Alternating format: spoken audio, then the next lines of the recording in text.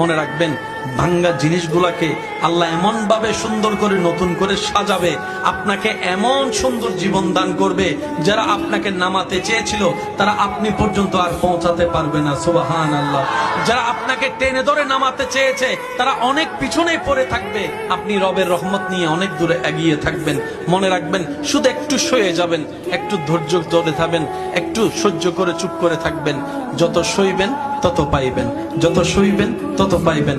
কোনো আফসোস নাই, কোনো আপত্তি নাই, কোনো হা হুতাশ নাই। রবকে শুধু এতটুকু বলবেন, যখনই মন খারাপ হবে সিজদায় মাথাটা ঝুঁকিয়ে, ইয়া রব, আমি যা পেয়েছি কোনো কিছু পাওয়ার যোগ্যতা আমার কাছেই নেই, সব তুমি দয়া করে দান করেছো, সব তুমি দয়া করে দান করেছো।